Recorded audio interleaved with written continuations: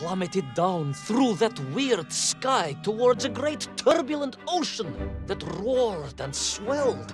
A ferocious sea that offered no hope of survival. I thought of home and wept, unaware that in an instant my fortunes would be changed by an event so bizarre I almost hesitate to tell you. And it happened like this.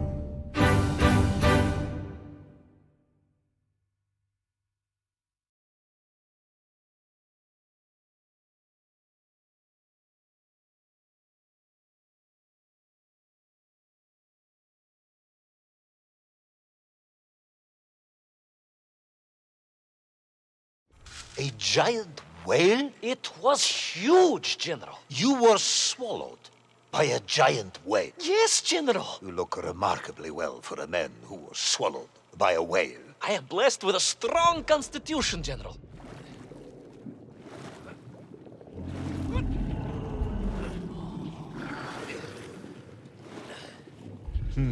And I assume you are now going to tell me how you managed to escape from the belly of this giant whale. Naturally, General. And I must say, it really was a fascinating glimpse into the interior life of one of our world's most magnificent beasts. I consider myself a wiser man after this experience.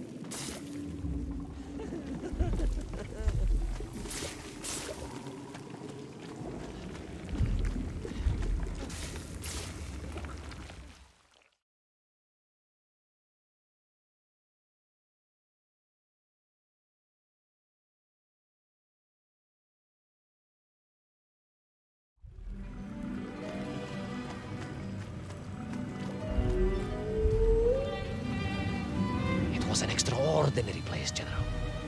I could perhaps deliver a lecture on the subject to Moscow University's Zoological Society, if you like. I only want to help. The Moscow University Zoological Society has, I suspect, better things to do than listen to the ramblings of a man who claims he was swallowed by a whale.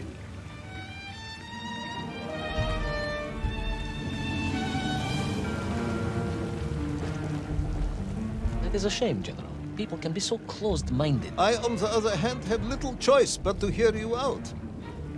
For your own sake, Ivan Ivanovich, I must urge you to be brief. Absolutely, General. I will tell you directly of my miraculous escape from the belly of the whale. You simply won't believe what happened next. That is becoming a dangerously overused phrase, comrade.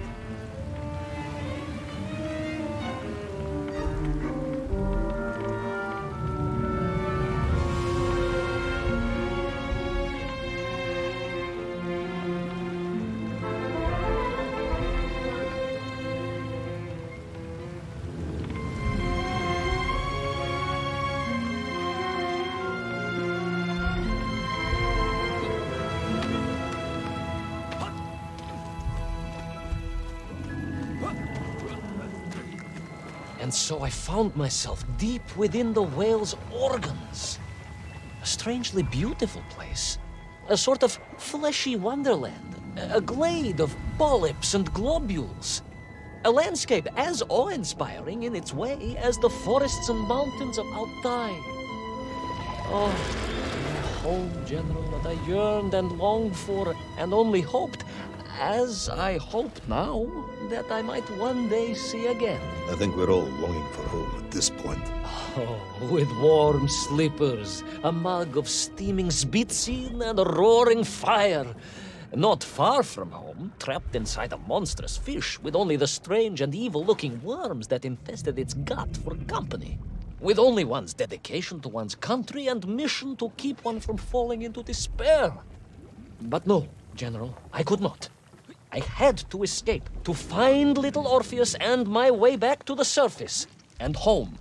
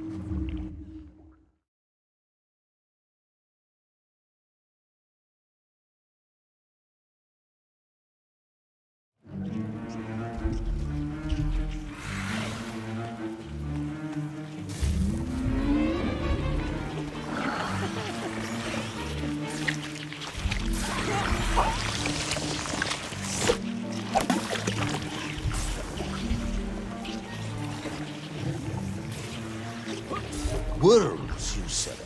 Living inside the whale. Oh, the horrid things, those worms, General. And most unwelcome, I'd say. Parasites. And I had no idea what their infestation was, nor of the tremendous sizes they could grow to. At that point, my thoughts were only of escape. And I had a plan. Yes, I'm sure you did.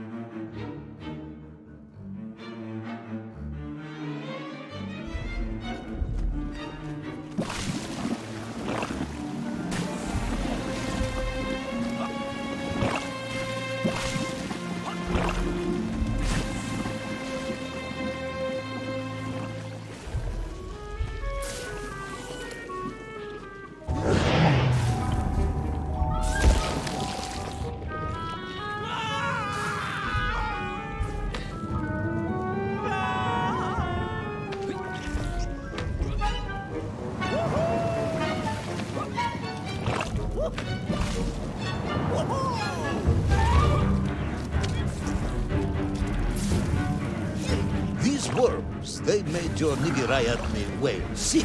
Wherever they attached themselves, the flesh began to turn gray and die. It was a truly distressing sight. And I resolved myself to assist the whale by removing the leeches wherever I could find them during my escape.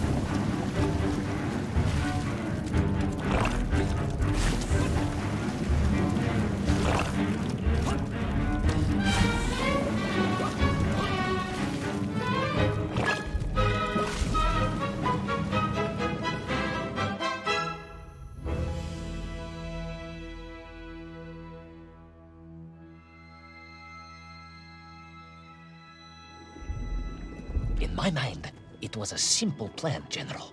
I would climb up through the whale's throat into its mouth, then wait until it opened it to feed and swim out. Ah, yes. Brilliant, Ivan Ivanovich. Only one or two minor flaws with it.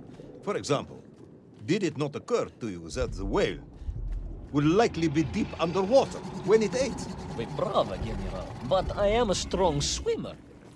As a child, my parents would take us to holiday near Irkutsk, where we took constitutionals in the waters of Lake Baikal. In fact, my mother often called me her маленький морской кот.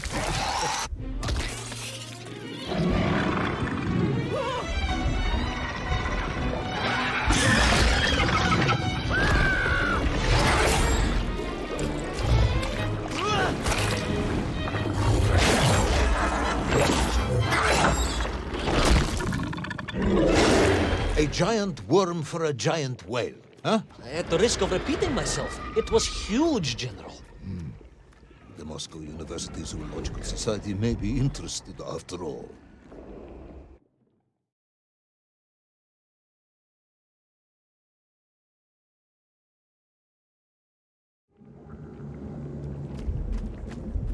Let us take a moment, Ivan Ivanovich.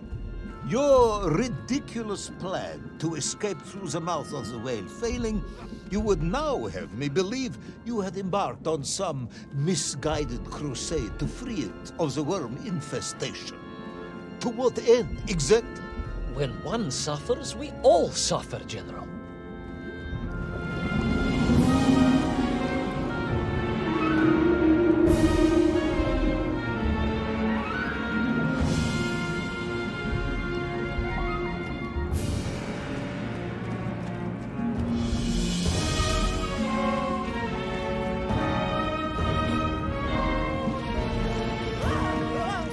Your ideological commitment is admirable, comrade, but... I concluded that if I could find the root of the infestation and neutralize it, the whale could mount a spirited counterattack against the worms.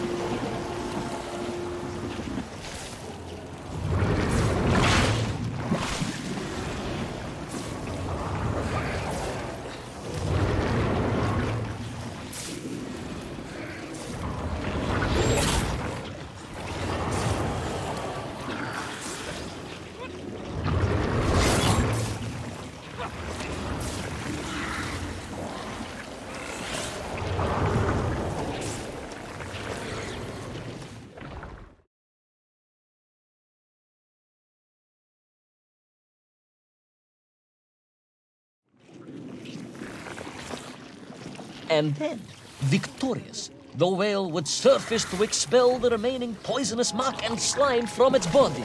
And at that point, I could escape through the nearest convenient orifice. In this case, most likely the blowhole. That is the most revolting thing I've ever heard.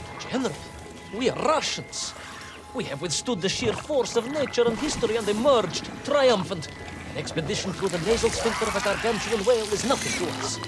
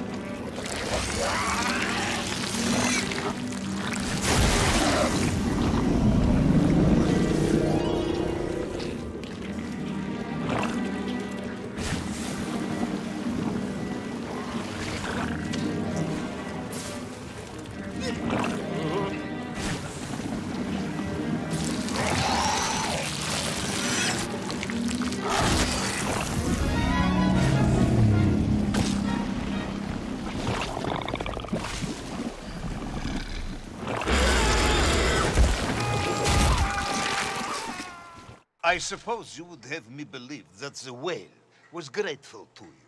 Oh, well, General, that would be presumptuous. I doubt it was even aware of my presence. But I had more immediate problems. For if the whale might have been relieved by my actions, the worms were enraged. Worms do... Furious. Worms Incandescent. do not feel... Violently indignant. emotions. Demented, General. Deranged. Enough!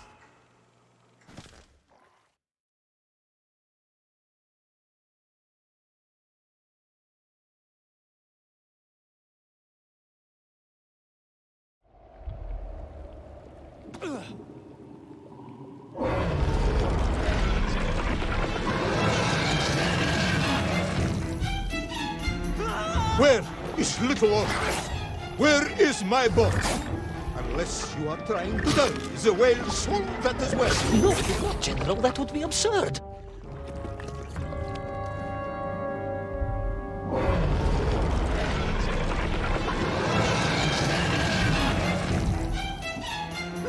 Where is little Orheus? Where is my boat? Unless you are trying to die, the whale swallowed that as well. No, it is not, General. That would be absurd.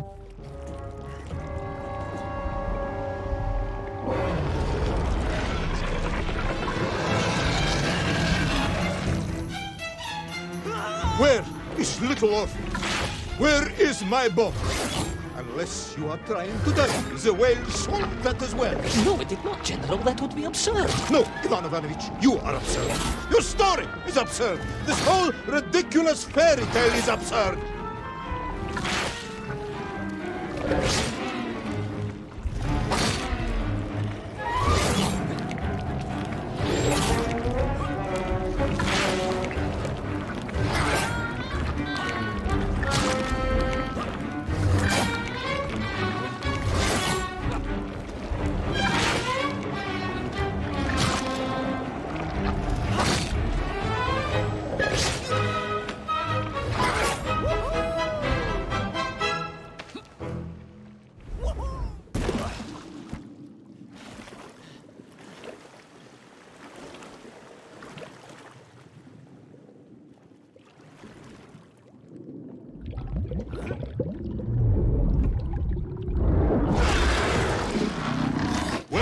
Brave yet foolhardy hero escape the furious worm?